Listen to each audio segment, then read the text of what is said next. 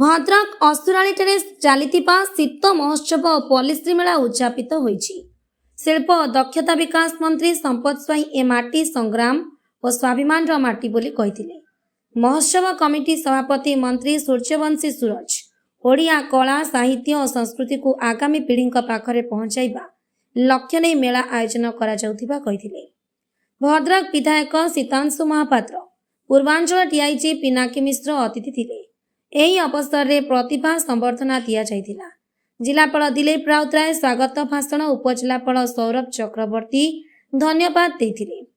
ଶେଷରେ ସାଂସ୍କୃତିକ କାର୍ଯ୍ୟକ୍ରମ ପରିବେଷଣ କରାଯାଇଥିଲା।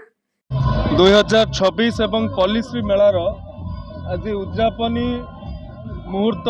ଏ ମୁହୂର୍ତ୍ତରେ ମାନ୍ୟବର ଶିଳ୍ପ ମନ୍ତ୍ରୀ ତଥା ବୈଷୟିକ ଶିକ୍ଷା ଦକ୍ଷତା ବିକାଶର ମନ୍ତ୍ରୀ ସମ୍ପଦ ଚନ୍ଦ୍ର ସ୍ୱାଇଁ, आम भद्रकर युव विधायक सीतांशु शेखर महापात्र एवं अन्यान्य बरेण्य अतिथि माने जोग देइछन्ति।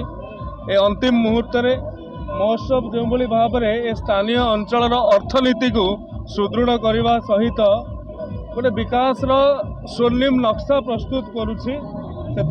महोत्सव समिति को धन्यवाद देवी, कृतज्ञता ज्ञापन करी स्थानीय जनसाधारण को जहाँकर उपस्थिति आमको प्रेरित करुछि।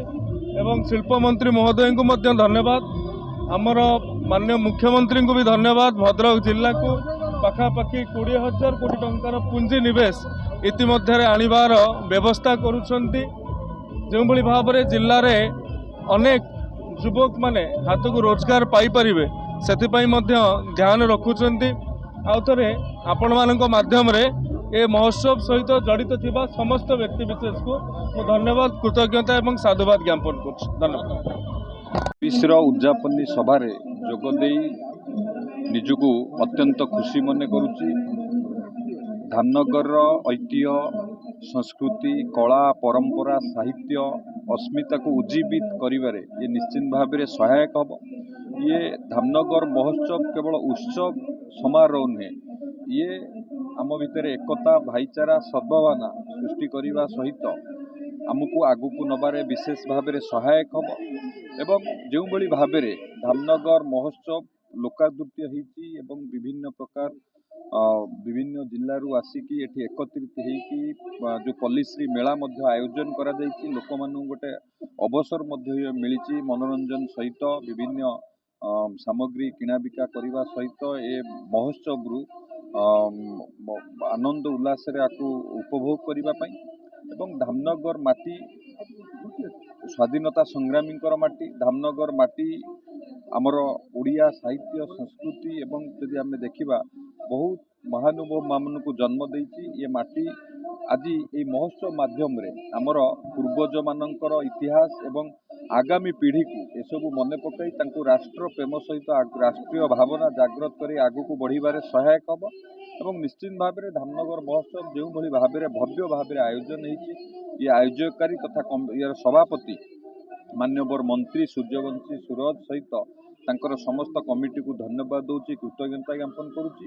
ओडिया अस्मिता को उज्जीवित करने एवं साहित्य संस्कृति कला को उज्जीवित करने को जो प्रचेषा कर निश्चित भाव में ये जिते धन्यवाद देले भी कम हम।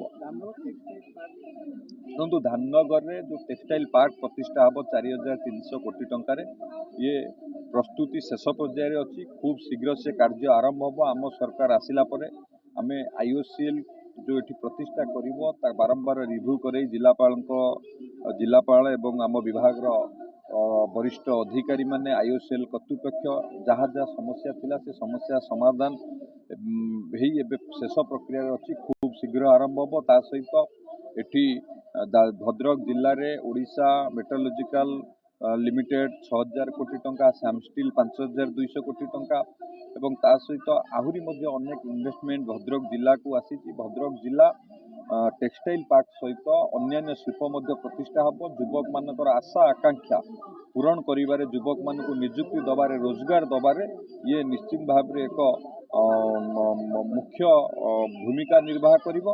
एवं शिल्प क्षेत्र में आगामी दिन में भद्रक जिला जो भाव में पछुआ होइकिथिला भद्रक जिला को गुरुत्व दिया जाउची। एठी भद्रक जिले में विभिन्न शिल्प प्रतिष्ठा हम एवं युवक मानक पई रोजगार सृष्टि हम।